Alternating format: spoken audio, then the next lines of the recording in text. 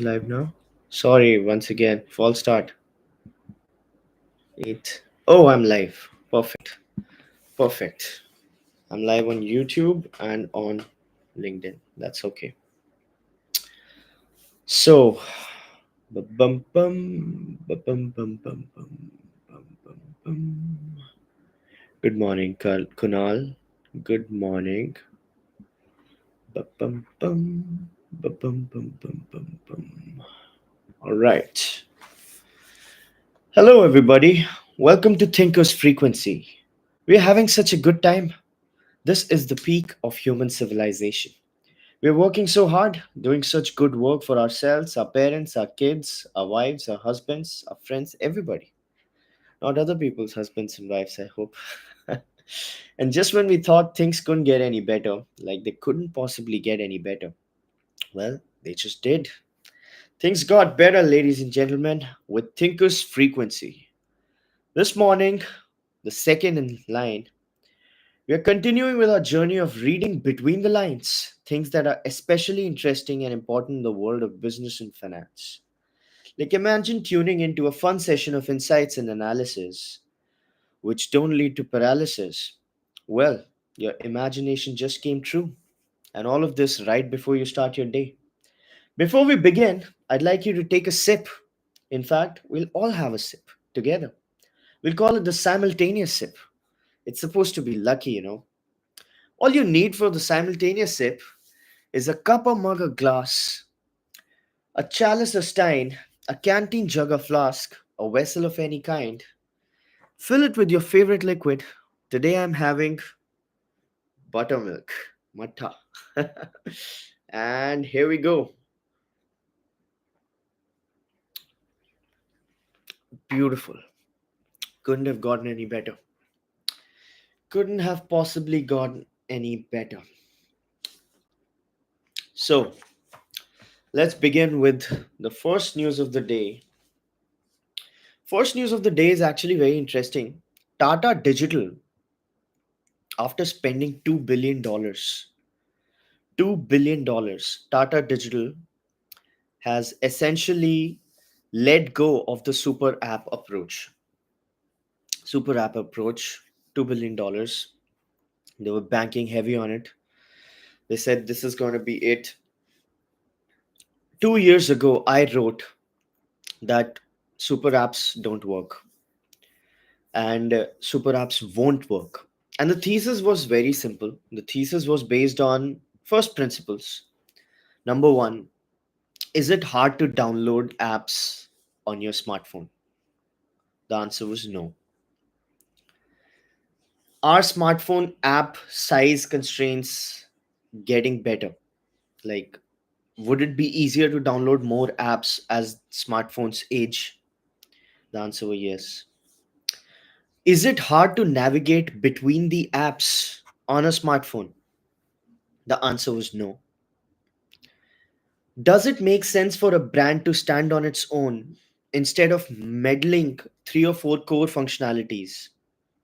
The answer was yes. The question was, why are you making a super app, right? You have Big Basket, you have 1MG, you have Cult. All of these are verticals. So why would you all bring them together into something that people don't know, which is Tata New, and take their marketing expenses away from them, take their operational freedom away from them, and just jumble them together in hopes of selling more? Why wouldn't Tata New be a loyalty platform? Like, grow it as a loyalty platform, spend 500 crores and just build it as an independent loyalty platform, you know, and see and watch it grow. Let's see what happens. That was the core thesis on the basis of which I had said super apps don't work. And super apps have been borrowed from China. And China is a very different market. Chinese people are culturally drawn towards complexity. So they are not towards the US concept of minimal uh, architecture or minimal UI. They are filled to the brim. If you look at their apps, they're very extremely heavy on the eyes.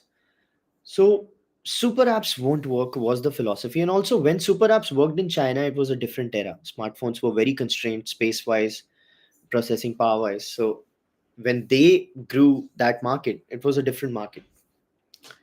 Now, I wrote an open letter almost 2 years ago to Tata Digital, saying that please don't go forward with the smartphone approach, super app approach, because no matter how hard you beat the dead horse, it won't come alive. And I gave the analogy of a banyan tree. You know, a banyan tree, the first stem grows, it grows with a core functionality, great core functionality, and then that core functionality leads to shoots, different shoots, and then those different shoots grow together, and then they make a forest because that one stem was strong enough to be able to plant its seeds.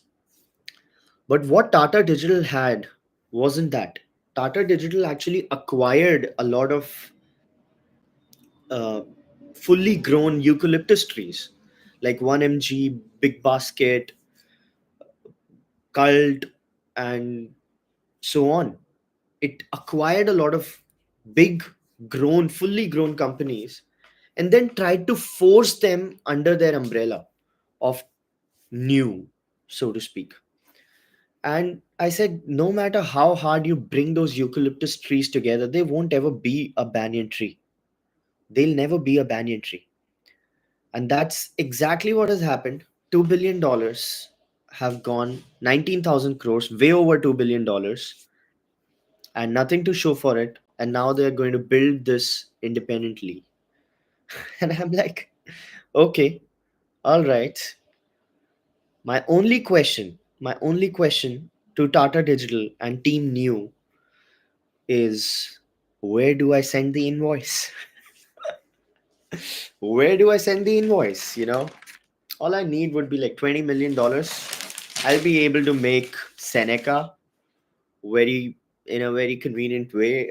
The dream will come true. Just tell me where to send the invoice. And that post had worked well, and it was pretty solid, but nothing happened. But yes, something did happen now. Anyway, NBFCs to exclude cover on fintech source loans. So this is slightly technical, but what happens is there's something called DLG, direct loss guarantee, when it comes to giving loans as far as NBFCs are concerned. And then there's provisioning. Okay. So has to be 8% of both of them. Like if you're offering 100 rupees, 8 rupees need to be parked. Earlier, 5 rupees needed to be parked as far as provisioning and DLG is considered. Now, these people have changed the laws or the regulation or whatever you can call it to go 8%. That means you have to set aside 8 rupees as direct loss provisioning, and 5 rupees direct loss guarantee, and 5 rupees for uh, provisioning. So you can have 5% of provisioning for a loan. All of this that they're doing is basically trying to bring the loss value in the NBFC lending segment. So NBFCs began providing loans, and those loans were often not very well covered and well thought out. And that sort of started showing their cracks because uh, those loans were not doing it. They were not doing it. So now RBI has stepped in, and it has basically the loss guarantee rule.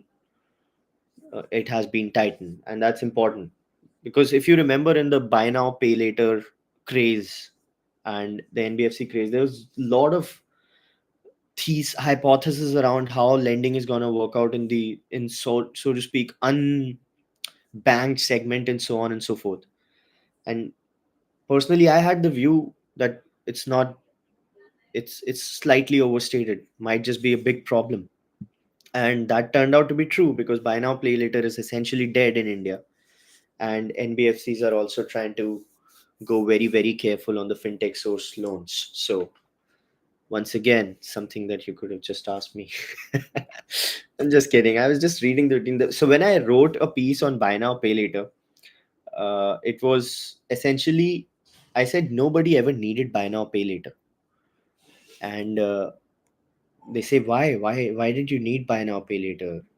You know, credit cards have low penetration in India, only 2% or 1 point, I don't know, some two or three single digits, lower single digits percentage. So why don't we need buy now, pay later in India? We can go to the unbanked sector. And I just asked them a question. It was somebody from Razor Pay Campus Fund or something. I just asked them a question. Tell me, why is credit cards penetration low in India? Why is credit cards penetration low in India? Doesn't anybody who is even eligible, barely eligible, get like 5 calls in a day for credit cards? Offers every day somebody gets like, please take a credit card from us for free, please take it for free.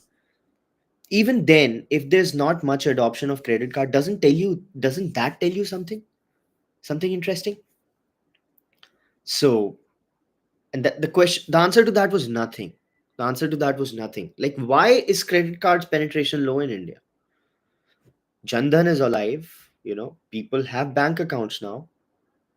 It shouldn't have been that way, right? But it is, and it was, and that's how it happened. Anyway, auditors are dialing up doubts on Oppo and Realme accounting.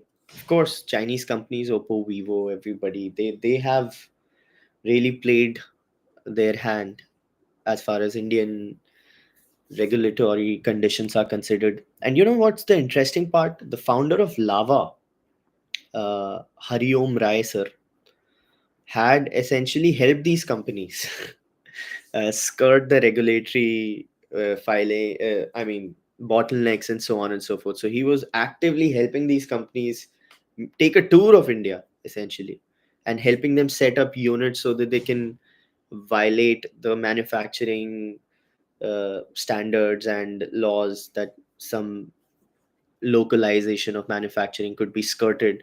And he was there. So Lava was trying to IPO. Now that plan has sort of taken a beat, but it'll be back. I'm sure it'll be back. So that was Oppo and Vivo. A very interesting news. Today has been a day of a lot of legal news. If you follow legal news, it's been very interesting. But before we come to that, we'll find out.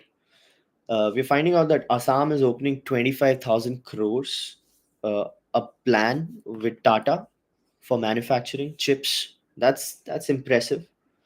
That's impressive. But that's just on paper right now. I'm sure it'll take some time to get up. But really, India really needs something serious happening as far as industry is considered in Northeast, because it could be a very delicate situation if it's not quickly accelerated. The pace at which Indian industry exists or operates at Northeast will need to get a serious fillip as far as anybody is considered, because of the whole strategic aspect of it. And it's very interesting because Indian government has been trying to do that. Uh, since 10 years, they've been making a lot of airports and everything on in the Northeast corridor, but industry is still lacking, which is probably going to change. Grow is filing IP for IPO. They're trying to go for an IPO, $1 billion. Of course, a VC funded play makes money. Will have to take the IPO route. Uh, Very interestingly, Zerodha won't go IPO, and Zerodha shouldn't go IPO, because IPO, when you go public, problems only compound. Problems only compound. It becomes very difficult. Uh, a very interesting way to look at it would be that Michael Bloomberg, the founder of Bloomberg, which is the bedrock of the financial world, he never took his company public. Bloomberg essentially is like, the entire financial world runs on Bloomberg. Yet Bloomberg doesn't is not public. It just, which should say something, right? Why wouldn't a company operating in the finance space go public? Because it knows, it said, Michael Bloomberg's interview said that we would never want to be scrutinized like that, and it's going to be very difficult. So we'll never go public. But Grow has to go public, and Zerodha doesn't. And that's why Zerodha will continue to be in a much safer, much calmer, and easier play pace. Also, a very interesting part is that in India, the businesses which have succeeded through venture capital or otherwise in terms of making money, what are those businesses if you look at it? Number one has been the gaming, the gambling bit, right? The real money betting play. That's been very successful. And number two has been the stock market exchanges. I'm sorry, the brokerage. And if you look at it philosophically, aren't stock market brokerages like Zerodha and Grow very similar to real money betting apps? Don't you think? Because essentially, that's what their play is, right? People betting on the stocks, people betting on IPL outcomes, people betting on elections or whatever. So it is betting. Betting has proved to be a very, very good business model. Other than that, if you look at it, e-commerce has never made money. Food delivery, you can say, but it has barely made any money. The Zepto quick commerce thing, let's see what happens. It's the jury's still out. Only these two verticals have essentially made money, serious money. Like Zerodha has made serious money. Grow is also making serious money, and these are essentially gambling plays. Not to put it too eloquently, I mean, I'm not taking anything away from anybody who's built anything. And something else which is going to make a lot of money is like the pimping business, the live streaming, so to speak, where it's like very sexist live streaming play, which is Chingari and now Share Chat. They'll be able to make money because it's lust, right? So that's interesting. I recently made a post about real GDP and inflation and everything, and now it's clear that food inflation is less than 3.6%, and which has led to companies, not hiking prices for their products as input costs stabilize. Like the FMCG players, they're not raising their prices because it's sorted. I mean, there's a very interesting case going on with MIAL and Celebi. Celebi is a Turkish company, and MIAL is the Mumbai International Airport, of course.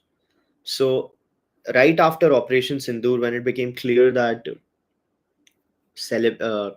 Turkey was siding with Pakistan, and very openly and very clearly, what Indian companies started trying to do was they took off the uh, Turkish business ties. So they started breaking those ties, as they should. And in one of those instances, it was MIAL, the Mumbai International Airport, which broke its relationship with Celebi, which is a Turkish operator. So that happened. But uh, that has sort of taken a legal route, a pushback, because Celebi went to court. It said that these people cannot just terminate our account like that. Now, MIAL said that we have to because there's some sort of security clearance which needs to be taken cognizance of.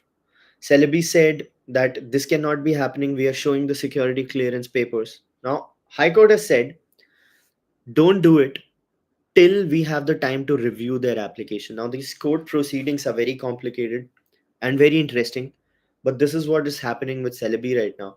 They've gone to court, and the court is saying to MIA that don't start till I get enough. Anyway, so Ex-managers of Volkswagen found guilty in Dieselgate scam. Sure, that's news. That can't be news. It must be a slow day for news, man. Of course, you know about the Dieselgate scam.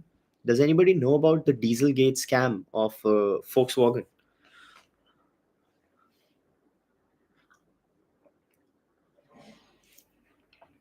So the Dieselgate scam in Volkswagen, what happened was these company executives, all hand in glove, and they were falsifying the environmental regulations by they basically cheated the exhaust pipes during the tests. They had some other equipment while on the ground they were selling something else. So it was like blatant fraud, one of the biggest, if not the biggest frauds in corporate automotive corporate history. It was just unbelievable. And that happened with Volkswagen, and these people have just found out that ex-managers were complicit. Sure, sir. Thank you so much. Another very interesting legal case. There are two more interesting legal cases actually. One is uh, SpiceJet's dispute with Maran's.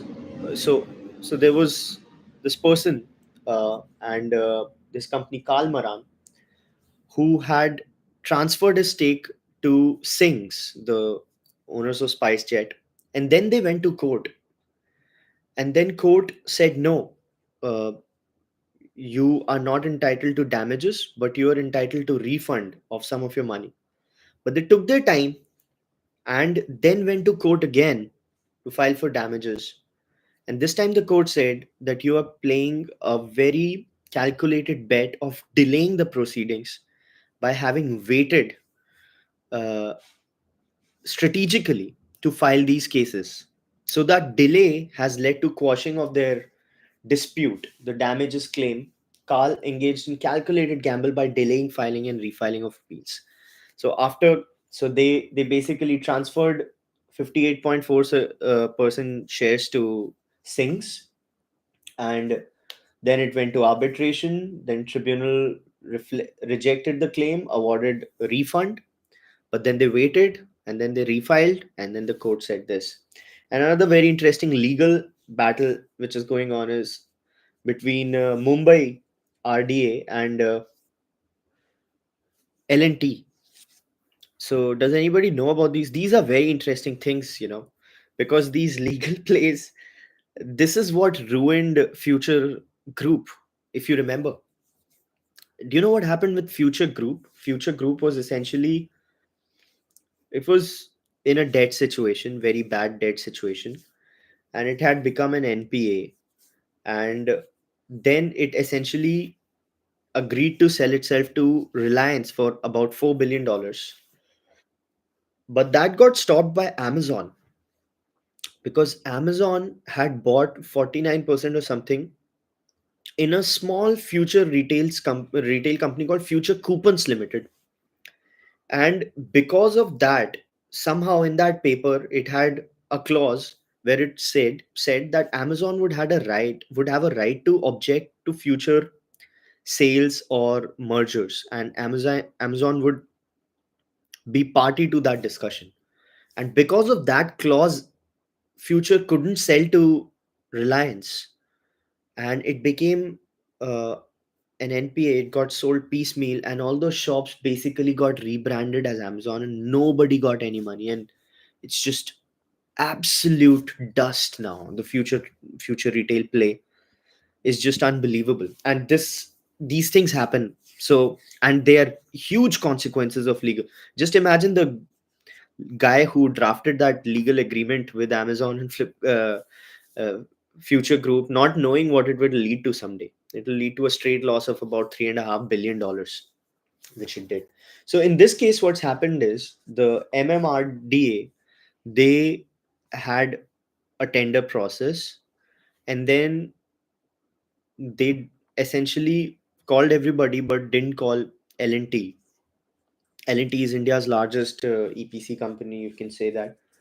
uh, you know so L&T said that you couldn't have disqualified us without informing us, and this is arbitrary. So they went to court, and then uh, that court directed them.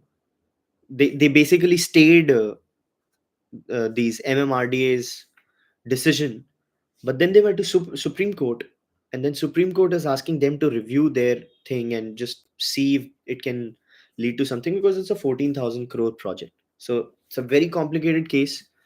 If it leads to a good outcome for L&T, the stock is going to go up.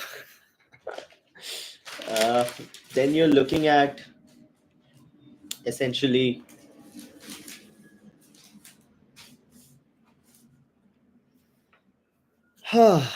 Vodafone is a perpetual basket case, and government is trying to save it. So very interesting, but small article, but high value article is that try is trying to review pricing method for backhaul airwaves. So backhaul airwaves are not the airwaves, the main airwaves that are auctioned. So backhaul airwaves have like 0.15 of the AGR, adjusted gross revenue, that goes to backhaul airwaves. They are basically connections between towers, right? So you have to pay as a telco. You have to pay if you have a sort of an old architecture. Now Vodafone has to pay the highest backhaul airway fee, because their architecture at the time when they were merging was old, the connection between towers, and they couldn't have changed that architecture because that would have required a lot of capex. Now they didn't have money for capex, so they ended up paying like AGR, more of their AGR or more of the backhaul airwaves, just to sustain or delay the capex and just keep it running, right? And now it's proven to be a very big pocket uh, amount for them. And now since government is the 49% stakeholder in Vodafone idea, they're trying to just make ways to have them survive, which is so weird. Like, why is the government the biggest stakeholder in Vodafone? And if the government is the biggest stakeholder in Vodafone, which means that taxpayers are the biggest stakeholders in Vodafone, shouldn't we get a say on whether Abhishek Bachchan should ever be allowed to star in an ad? I don't think Abhishek Bachchan should ever star in an ad. Uh, Everything is an opposite of Midas touch, don't you think? So Zomato price drops after it caps foreign holding. So Zomato has been trying to is decided to cap the foreign holding to 49.5%, so that it can have the first inventory. It's called 1P inventory business model. It can run with Blinkit, because as a majorly foreign owned company, you cannot do that. It's not allowed. So what Zomato is trying is that it's basically it can run the 1P inventory led business model with Blinkit. So they have to reduce the foreign shareholding to 49.5%. When they do that, they get dropped off some indexes like MSCI and FTSE. And when that happens, the foreign inflows into the company go down. And when that happens, the stock slightly takes a beating. So that's what's happening with Zomato. Nothing big, but interesting. Very interesting how a company's uh, stock just can go up by getting included in indexes. Like when Naukri was, it was looking like Naukri will become a part of the Nifty 50, which didn't happen. But if it would have happened, it would have led to a lot of inflows which come to Nifty 50 straight, right? And that would have led to a stock increase, but that didn't happen. But anyway, Rakesh Gangwal sir and family to sell more stake in Indigo. Of course, they have been trying to exit the Indigo play at a very good price. Indigo is a great success for them, and they're taking off at the right time, because Indigo just posted their 7.5 crores quarterly profit, and if they are selling the stake at the right time, it's probably good for them. Aerospace manufacturing uh, ecosystem is taking a fillip. This is very nice because Indian Air Force actually said that they have a serious shortage of airplanes. Uh, and that was very antithetical to the narrative that Indian defense is killing it. Indian defense is killing it, but Indian Air Force particularly felt very, very shortchanged as far as their whole fleet is considered, because a lot of fleet was old, like MiG-21s had to be retired and stuff. And when you take out those M21 Bisons and M21 and so on and so forth, you are left with a smaller number. So they didn't have those requisite squadrons to make things work. And now this is why you're gonna see a lot of Philip to aerospace manufacturing and even aircraft manufacturing. Now HAL is essentially looking at it, and so is that even though aerospace and aircraft manufacturing are different things, they essentially, like, you have same players running it. This HAL, this startup, and so on and so forth. Very interestingly, tax breaks killing SEZs on cards for Eastern states. Sure. Apprenticeship. Apprenticeship. I never got the government internship plan. They're saying like they hired 5 lakh people from the national internship program. Do you know anybody who's gotten an internship because of the national internship program? I don't understand that, to be honest. Very, very. It's all fugazi for me. Like, I think the companies who are hiring interns, they just hire interns and then they market at to the national internship program. What do you think about that? That could be a real possibility, right? And MCA SEBI are discussing probe into Gensol engineering. Blue Smart, sad man. Blue Smart's case was really, really sad. Blue Smart was one of the companies I was personally very, very. I was rooting for them because I had a friend who was working at Blue Smart. Very, very great guy. I wouldn't reveal, of course, but he was terrific and he rose the ranks. And I even wrote a very big post in his honor, essentially, without naming him. But that sort of, the way Blue Smart imploded was unbelievable and very sad. And but that's what happens in in a market where money is not easily made. So just if you look at it, all the green businesses, the very green businesses, traditionally green businesses like oil and they you would never see them indulging in scam to save pennies, right? Because there's a lot of money to be made.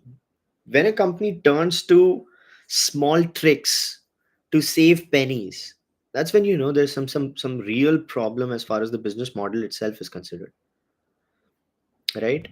And you've got to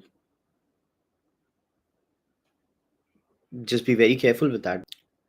Quick commerce players might just be up to, because when you see them trying to extract pennies in very, very weird ways, like, hidden charges and so on and so forth, which is often the internet staple, it should tell you a lot about what the company is doing. I'm sorry, there's a lot of cringe content. Payday is dying, right? All Balaji viewership went under. Chingari had layoffs. Heard some shareholder pulled back. uh, no, it's not about cringe content. When you talk about streaming, it's OnlyFans. So cringe content is very different and OnlyFans is very different. So when I talk about people making money, they've never made money in content. ShareChat could never make money.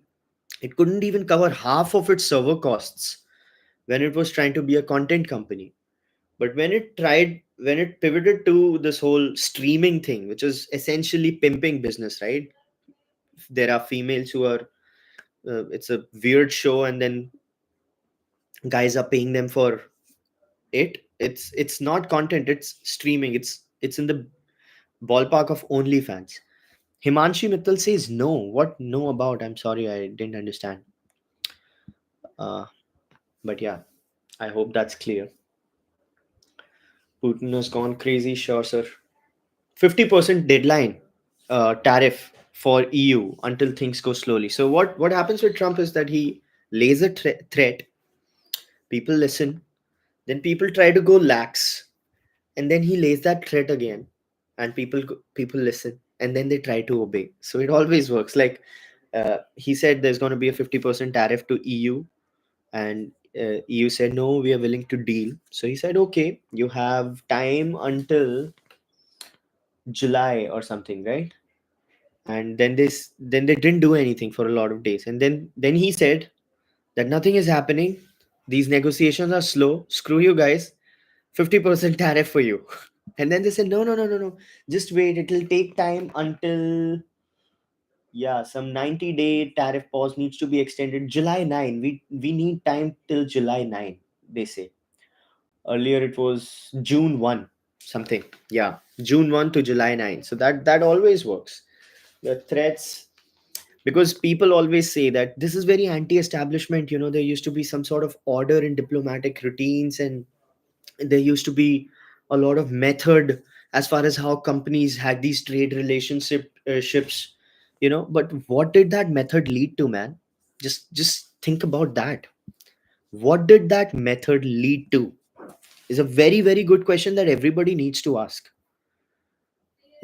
What did that method lead to for United States?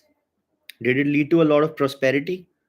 Did it lead to any sort of gains as far as trades are considered? They basically sold their country out. There's no manufacturing in US anymore, and US ended up paying for all of NATO, despite it saving the European states from Russian so-called invasion. It was a cold era thing, so nothing happened when it was business as usual. So when Trump lays these threats and deals with this like an individual, that leads to changes, and that's what's very important to realize. People don't realize. They'll be like, oh no, but it's not classy, nobody knows what's happening, there were tariffs, they're not tariffs anymore, and so on and so forth. This is important because nobody listened to business as usual. US ended up paying 90% of the NATO for ever since it was created, right? US essentially had its manufacturing get washed away, outsourced to China. No, all the trade restrictions which were supposed to exist, China got a way around them, and basically China is what it is today. A lot of people also argued with me yesterday that hey, India's growth is not great because 10% is nothing, and 10% nominal GDP growth is nothing, and if India needs to beat China, it has to grow like China, and 10% is easy. Somebody said 10% is easy growth, and I'm like, okay, 10% is easy, then why is no major economy growing at 10%? Right? Why is no major economy growing at 10%? Why is India the fastest growing major economy? And when you talk about China's meteoric growth, economic growth rate, you've got to factor in uh, you got to factor that when China started growing, the crash happened 2007-8, and then zero interest rate policy stayed for the next 15 years till 2021, right? So China had got itself very lucky in the right at the right place at the right time where the economy crashed. They already had the manufacturing, and then zero interest rates propped up. So from 1990, when they entered WTO, to 2007, they had a manufacturing run, and that manufacturing run got like a serious fillip with the zero interest rate policy. And of course, the tech boom also landed for them. So they had a lot of things working on. Right now, there's no zero interest rate policy. So you cannot expect India to grow like China uh, because the global conditions are very different. So for that, you'll have to give credit where it's due, that India is being able to manage the global downturn. If you remember, Japan was growing seriously well till the 80s, but then what happened? Crashed. It hasn't grown for like the last 20 years or so, so that's that. But that said, India doesn't look like a rich country. India looks like a very poor country, and that's because there's a lot of corruption. And I wrote a piece on that. El Salvador was the world's most unsafe country until President Nayib Bukele came. And now it's the safest country in the Western Hemisphere. It's safer than America. Earlier, El Salvador had homicides like 15 per thousand people. Now it's 1.2 or 2. That's the decline. And how it managed uh, that level of violence and to tame that level of violence and crime was by changing the very fabric of the culture. Like they disincentivized crime. So that Nayib Bukele said that earlier, when I used to talk about I'm going to kill crime, these economists, these Western economists used to tell me that uh, you can't kill crime like that, because if you kill crime, the GDP will take a serious hit. He said, why? Because uh, criminals, while they're stealing money, they're also contributing to the economy. So they steal money, but then they go to the showroom and buy a bike in white. So if you kill crime all of a sudden, your GDP will take a 10-20% hit. You can't afford that. You'll have to take crime slowly. The typical intelligentsia BS. So he said, that sounds funny. He said, crime is crime. And it's a battle of incentives. Let's talk about a tomato seller. वो टमाटर बेच रहा है वो बंदा. He's just selling tomatoes, right? He's making $5 at the end of the day. And when he goes back home, goes to the mandi, gets tomatoes, sets it up on a stall, gets $5, goes back home, and he gets robbed by a gang. What does it say about him? Like, is he more incentivized to be a tomato seller now, or is he more incentivized to be a gang member? Of course, he's more incentivized to be a gang member, right? So he goes to be a gang member. But when I create a prison and I engage the army and I get every gang member, the MS-13 member, in that prison, and I make an example of those people, no matter what anyone says, what is the incentive for that tomato seller now? You know, and that's what happened. So he created the biggest prison possible. It's just state of the art prison. He started filling it up with criminals. And when he started filling it up with criminals, El Salvador's crime rate dropped, its economy is flourishing. It didn't get that GDP blow, by the way. The economists were suggesting that it'll have a GDP fall of 20%. It didn't. It grew 4%, I guess, even in that year. So India would need some sort of cultural renaissance to weed out corruption, because even with the per capita income of $2,800, we don't look like a $2,800 country. We look like a $1,600 country or a $1,500 country, which is very sad. So I hope that solves. But yeah, that's it for Thinkers Frequency today. Thank you so much for joining, people. It was really nice talking. I had a lot of technical difficulties even today, but yesterday it was 15 minutes of delay. Today it was 5. I'm making progress. I hope the delays don't happen anymore. So with that, I thank you. If you have any questions, you can go before we all start our day, the work day at 9 p.m. We punch in, sorry, 9 a.m. We punch in, and we can take some time before that. So if there are questions, please let me know.